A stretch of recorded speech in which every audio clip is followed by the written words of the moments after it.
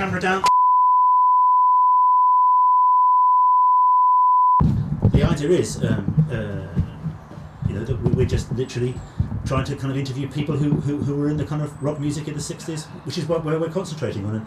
And you, if you don't mind me saying so, quite unusual, because you were a philosopher, very young, very bright, and you did semiotics, I understand. I just wanted to know if you thought there was any relationship between the semiotics and your drumming. Well, semiotics is very precise. Yeah. And Well, can it be more precise than that? yeah, I'm not sure people will understand.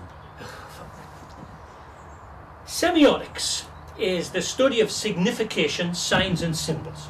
The investigation, the construction of meaning, all that can fall in the compass of semiotic understanding being either itself, that is its own particular nature, or the nature of that as imposed upon it by man in the signs of meanings and symbols.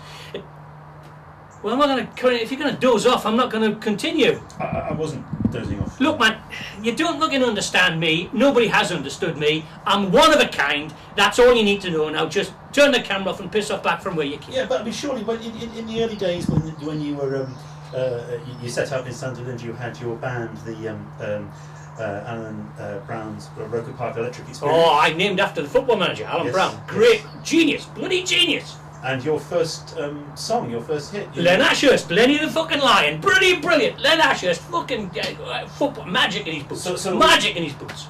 Is there a relationship between football and your rock drumming at all? No, just I like football. That's all. Okay, right, and I mean, what you trying? just a little bit of history to see what you did. I mean, I know that it was 1967, 68. You went to California, to San Francisco. Did I? When? 67. 60. Well, maybe yeah. It's reported that you knew Janis Joplin. Everybody knew Janis.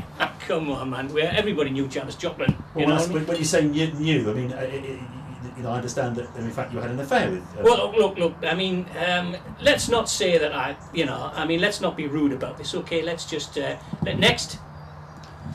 Okay. Well, I mean, talking of rudeness, if you don't mind my saying so, that there have been times when you have been rude or kind of slightly critical, I should say, of other drummers. I mean, Spencer Dryden was one of the first people you criticised. Well, I mean, Jefferson Airplane. Well, I never. I mean, he was never on the case, really. I mean, he was. Well, I mean, I mean, I understand though that Buddy Rich was. Well, now you're talking. I mean. Oh, hey, you can't compare the two. I mean, Buddy Rich was just a genius. I mean, do you know, when he was 6 months old, he was playing the spoons in his kitchen on the dining room table. When he was 18 months old, he was in his dad's vaudeville act. Traps the drummer. Bloody brilliant he was. A man of genius. I mean, jazz, fusion, rock, the whole bloody stuff. But you can't call him a rock drummer. Why, no, but I mean, he was the greatest drummer in the world, right? And what more do you need? I mean, look, Bach wasn't a fucking...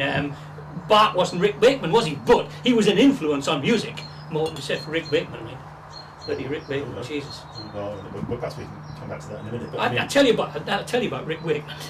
Rick Wakeman, I mean, Russ Conway could play better than Rick Wakeman. He was missing a fucking finger. Yeah. Okay. I mean, yeah, right. Rick Wakeman. You were fairly rude about a lot of drummers. Drummers, well, I mean.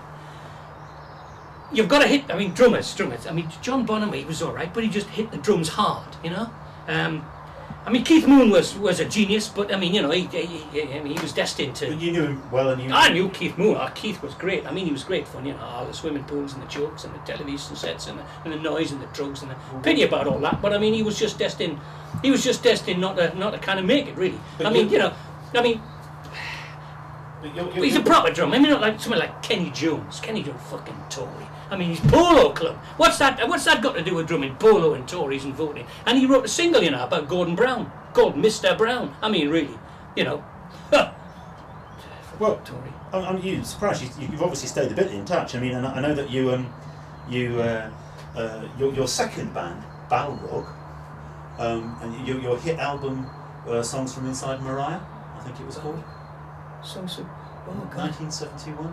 Oh, yeah. Obviously, they're kind of parts of your Bloody hell, memory, man. which I mean, really, Christ. but I mean, Balrog, bloody Tolkien. Aye, right. No, that I don't talk about that anymore.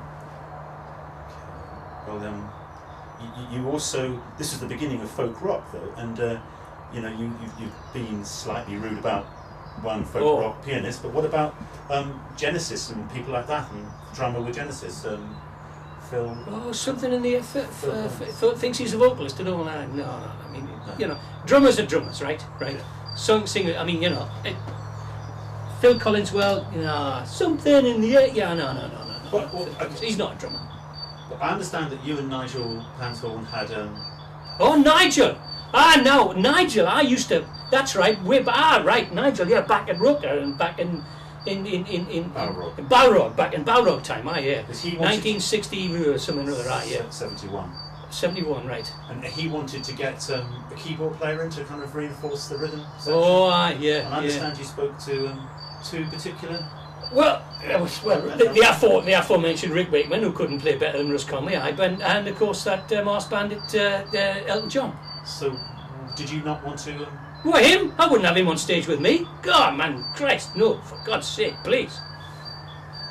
Well, I mean, you know, so do you still stay in touch with musicians? No, look, that's enough. That's enough. Where's my money? We can arrange that, you know, in No. You have to sign a release. Well, all right. Come on, I'll sign the release. Come on, Howie, do it. Come on, Howie, man. Look, I've got stuff to. Come on, I've got stuff to do. Fine, piss off. Leave me alone. Go on, get.